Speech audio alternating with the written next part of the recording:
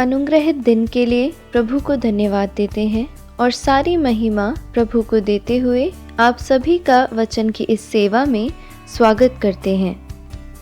आज हम वचन के जिस भाग पर मनन कर रहे हैं वह है इफिसियों 5वें अध्याय के 16वें और 9वें वाक्य से, जो यह कहता है, अवसर को बहुमूल्य समझो क्योंकि दिन बुरे हैं।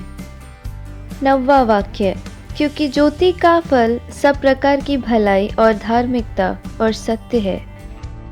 इस अनुग्रहित वचन में से आज हम दिन बुरे हैं ज्योति में चलने पाए विषय में मनन करेंगे।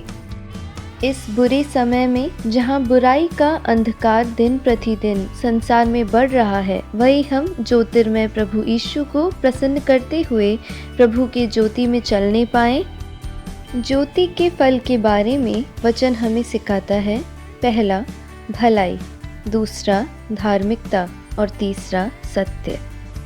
वचन में लिखा है, जो लोग प्रभु के ज्योति में अपना जीवन बिताते हैं वह लोग अंधकार के निष्फल कार्यों को ललकारने वाले होंगे। ललकारने की क्षमता परमेश्वर उन्हें वचन के अनुसार प्रदान करेगा। पहले हम अंधकार में थे। परमेश्वर ने हमें ज्योतिर्मयी इसलिए बनाया ताकि मसीह यीशु हमारे जीवन से प्रकाशित हो पाए।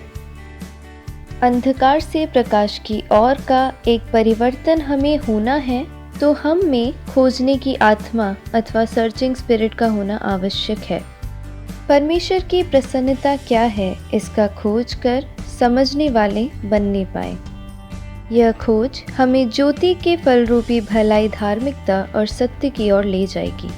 प्रियजनों, परमेश्वर की प्रसन्नता क्या है, उसको खोज कर समझने के कारण जीवन में बड़े परिवर्तन का अनुभव करे हुए अभी प्रभु यीशु मसीह में विश्राम पाए हुए प्रवीण व्यक्ति थे चातु मेनन। वह एक भाषाविद थे। कुछ समय पहले उन्होंने जोसेफ फेन नाम स्वीकार किया। जब बेंजामिन बेली नामक एक मिशनरी, जो कोट्टयम नामक स्थान में CMS कॉलेज के प्रिंसिपल थे, पवित्र आत्मा द्वारा प्रेरित होकर king James version of Bible को मलयालम भाषा में अनुवाद करने का निर्णय लिया। 1816 और 1817 के समय में चातु मेनन नामक भाषाविद ने बाइबल अनुवाद करने की जिम्मेदारी ली। तब वह एक तहसीलदार की नौकरी कर रहे थे। उन्हें इंग्लिश, मलयालम, संस्कृत इत्यादि भाषाओं का अच्छा ज्ञान था। अनुवाद करने के लिए 1817 से 2 साल के लिए उन्होंने सरकारी नौकरी से अवधि ली। उनके साथ 30 से अधिक ब्राह्मण पंडितों ने उनकी सहायता करी। अद्भुत तरह से कार्य पूरा होने के पहले ही सत्य वचन के द्वारा उन्होंने कौन है सत्य परमेश्वर, क्या है परमेश्वर की प्रसन्नता का खोज करके चातु मेनन ने अपने 2 बच्चों के साथ परमेश्वर को उद्धारकर्ता के रूप में स्वीकार किया और 1831 नवंबर 2 को बपतिस्मा लिया। धर्म परिवर्तन के कारण वह अपनी सरकारी नौकरी से निकाल दिए गए।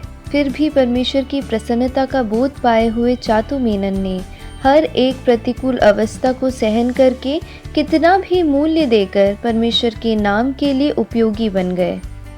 प्रियजनों, तहसीलदार के रूप में सरकारी नौकरी करने वाले सरकारी कर्मचारी ने जब परमेश्वर की प्रसन्नता का बोध पाया तो वह उनके जीवन के लिए एक परिवर्तन का कारण बन गया।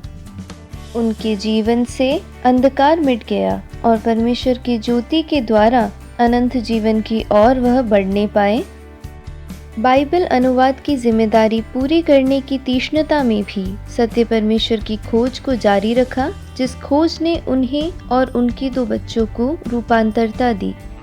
आज सुबह हम भी खोजने वाले बने। हर एक दिन परमेश्वर के वचन के सामने अपने आप को समर्पित करते हुए परमेश्वर से प्रार्थना करें कि परमेश्वर वचन की खोज करने के लिए आप मुझे प्रेरित करें।